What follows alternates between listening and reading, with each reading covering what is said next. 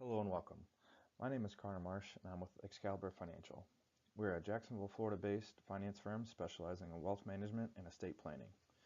Today we'll be discussing the third quarter market recap. Most of the data provided today is from our friends at JP Morgan Asset Management. We always find their information they put out to be very helpful and informative. This is the report we'll be looking at today, and it is basically a recap of the markets as of the end of the third quarter. It looks at different areas of the financial markets in further detail, and today we'll be taking a closer look at those we find interesting.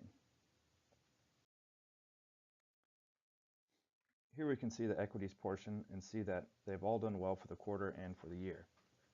EM is the number one performing asset class for the quarter, returning just over 8%. So you can see right here, EM is an area that the emerging markets area that we have chosen to overweight in our portfolios here at Excalibur, and something we feel strongly about moving forward. The second area that has done the best in the third quarter is NASDAQ, returning just over 6% there. As you know, the NASDAQ is basically an index of mostly tech stocks. Moving on to fixed income, returns are positive for the quarter and for the year for the U.S. aggregate, U.S. corporates, municipals, and the high yield portions. They have not performed as strongly as equities, which is typical as the two are not directly correlated.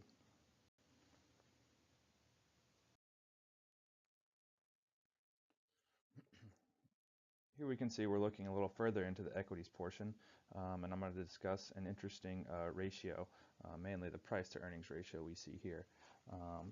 Price to earnings ratio indicates roughly the dollar amount an investor can expect to invest in a company in order to receive $1 of that company's earnings.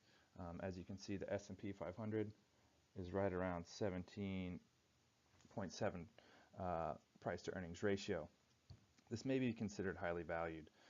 High valuations can sometimes be considered a sign of an impending market correction or maybe even a recession.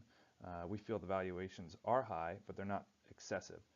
U.S. companies have been reporting strong earnings and are very healthy in 2017. We feel that these earnings are supportive of the high valuations and it's not emotionally driven.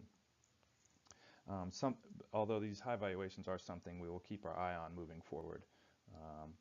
Emerging markets is another one we want to look at. Here we can see is pretty low at 12.5. We feel, and along with many others, we feel that this is an area that has substantial room to grow still, and the values are pretty low right now. So again, that's something we've overweighted in our portfolios here at Excalibur. Moving on to some of the key rates we're looking at. Large rate increases from last year are mainly seen on the 2-year and the 10-year treasuries. Looking year over year, we can see that they've gone up quite a bit, from 0.73 to 1.47, and also 1.56 to 2.33. And these rate jumps are mainly driven by the Fed and Chairman Janet Yellen on the recent rate hikes. These rate hikes are made off of inflationary data.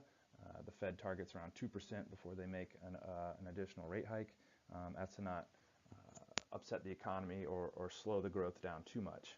As it stands now, the Fed and Chairman Janet Yellen are expecting one more rate hike in 2017, 3 in 2018, 1 in 2019, and 1 in 2020. Rising rates is a good thing. To keep rates while they're up, the Fed can use this tool to stimulate or slow the economy as it sees fit. And if it's at 0, it can't really drop the rate much lower than that to help spur the economy. So it's a good sign that things are coming up and the rates are going up, so the Fed will have that tool to use going forward. Another interesting one is the 10-year German Bund. As you can see, last year it was actually negative 12 basis points, and now it's up 46 basis points. So pretty big swing year over year, but that's a good sign for international growth. And now we'll be looking at some commodities, mainly oil and gasoline. As you know, Hurricane Harvey recently hit the coast of Texas and the Houston area, causing millions of dollars of damage. Texas accounts for roughly 30% of the refined oil capacity for the United States, and Houston accounts for 15% alone. So when this area was hit and these plants were shut down for several weeks, it caused a small decrease in supply, which of course caused an uptick in price, which you can see here.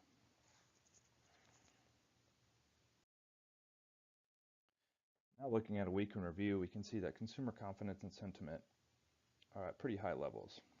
Roughly 70% of the U.S. economic growth is driven by consumer spending, and only about 15% of the economic growth comes from exports. So to see these numbers at relatively high numbers is a good thing. Looking down towards GDP estimates, we feel the number of 3.1% is a strong number, but the recent storms of Harvey and Irma hitting the United States could cause a small lag in that growth.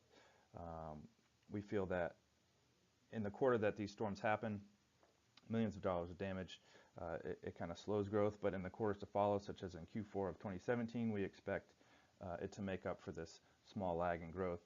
Insurance companies are starting to pay out on claims that people have had damage of their homes. People are out rebuilding and repairing their personal items, and we're seeing this in an uptick in light vehicle sales as people are buying cars that were destroyed or flooded in the storm. Another metric we'll look at is PCE. PCE stands for Personal Consumption Expenditures Price Index, which is similar to the CPI, and it measures inflation. It's typically a bit lower than CPI as an index, and as mentioned before, this indicator is used by the Fed for rate hikes. As I mentioned, they're looking for around 2%, so we should look to see this number still moving north. So that is it for our third quarter market recap. Again, my name is Connor Marsh with Excalibur Financial. Please feel free to reach out to me or the team with any questions you might have about today's video or any other financially related questions you may have. Our number is 904-619-5944, and we also have a website not listed, excaliburfs.com. F as in financial, S as in services.com. Thank you very much, and hope you have a great day.